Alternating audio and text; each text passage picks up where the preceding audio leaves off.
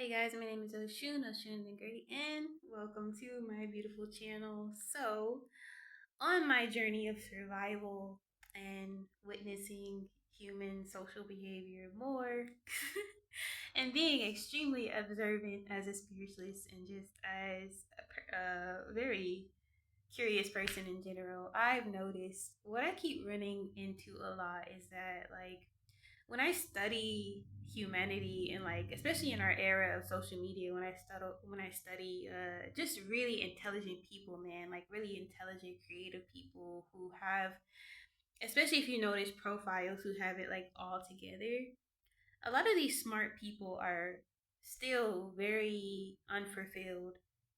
And something that I want to remind you guys is that our society teaches us that being fitting ourselves within a perfect curated box means fulfillment, or that it equals like purpose fulfilled or actualized, and that constantly chasing things, for example, like intelligence or approval of society, or just checking off every fucking box is what makes us happy, and that's not the case. And so what I mean is for example, someone like me who colors outside the box, it's easy for me to see when someone's unhappy because for me, I'm living from a more soulful life. It's not without challenges. I'm not saying that it's perfect or for everyone, but it's very easy for me to see these missing soul elements of people, especially being a tarot reader and stuff and reading people for a living. I keep running into intelligent people not being happy, and I wanted to say a lot of that is because again they're checking off all these boxes of looking perfect, of not having high risk, of, like, having the girl, the guy, the social approval, the credentials, but they're not giving their self permission to live where it counts. And so if you are not living a life where you yourself, not for anybody else, you won't have regret, then are you living right? So basically, are you taking enough risk for yourself to feel like if you were to die today, that you honestly felt like you lived a full life and that you feel complete? And I think something that our schools and society doesn't teach us is how to live a life that feels complete and whole, that feels in completion, that feels soulful. And so, meaning, a lot of these people, they aren't living wrong. They might need more balance or more permission to go off beat and to actually feel what their soul actually wants. Maybe their soul actually wants to be more fluid, or to be more free, or to get outside of the box, or to be messier in ways that aren't going to be judged by themselves and others. Um, but that type of life, being a soulful person is not easy either because it's a practice. And so it's literally giving yourself permission over and over again to be offbeat, or not to care so much about the approval of others, or to even box yourself in. And that's a practice over time. But soulful can also mean different things for different people. Me, I just go to nature and just like break free. But it can be very different for different people or different things. It doesn't have to all look the same. But soulful is like learning yourself enough to be curious, to do what you actually want to do, and in practice to where it becomes like breathing. And so even I'm practicing that, and that can be ever changing. But the point is to center your importance of yourself enough to say, hey, I'm a person too, and my interest, my ideas and stuff counts. And it's not all for show. It's not all for everyone else. It's not for our commodity and attention economy, or attention culture. Because even I have to unlearn, like, hey, everything doesn't have to be on display. I can dance because I want to dance.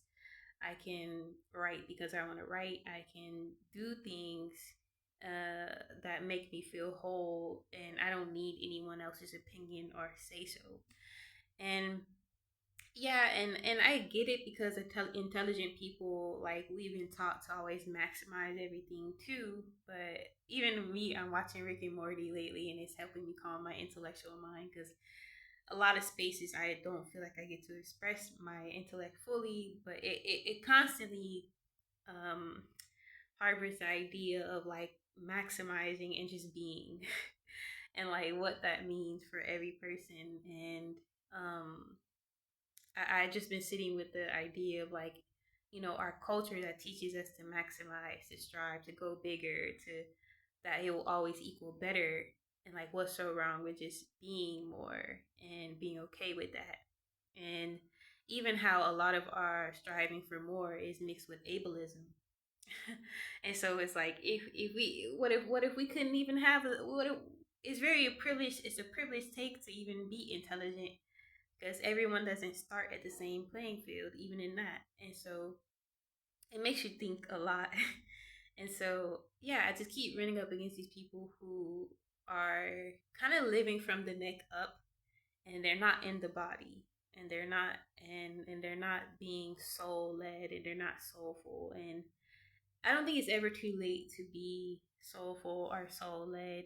Um, even in the achievements that you have now, and you don't have to be in extremes of one without the other. It can all be like nuance. It can all be ever evolving, experimental. There's something with our culture with intelligent kids or people that like we lost the experimental element of it and enjoying the experimental element of it. And I'm trying to think what soulful really means for me. It's just like, if you cannot feel the great extent of your life, what's the point of like actually loving your essence of yourself, who you are, what you do, the fact that we get to wake up every day and having gratitude for the most simple things, um, seeing beauty in everything, slowing down enough to actually integrate everything you do and that you've done, all of it. And I don't know if our culture is because we live these lives where they think soul is weak, or it's like girly or feminine. I don't know what it is. Like, fuck all the labels. It's really about listening to what your soul wants. I mean, there's books like that, The Alchemist and things that kind of break it down a little bit better or help you get more in touch with your soul, because it seems so easy, but it's really not. And yeah, you have to be honest with yourself that your voice is telling you that you want more, and not be afraid of that voice of saying, I know there's more, and then being curious enough to challenge that, and then going off to explore things that you aren't used to, that might be taboo, that might be displeasing to others. But the journey is never ends, and there's more than one way to do things. So always remember that. Like in our modern culture and Western culture, it teaches us too much that there's one way. There's multiple ways to do everything, and there's multiple ways to feel happy and to feel whole and to feel complete and to challenge ourselves and to explore and to be free. And we can destroy things and create them again. And um, there's alchemy in it all. And we can be ever changing. We can die and have many rebirths in one life. And you never have to be enslaved to something or an ideal, even in your own mind.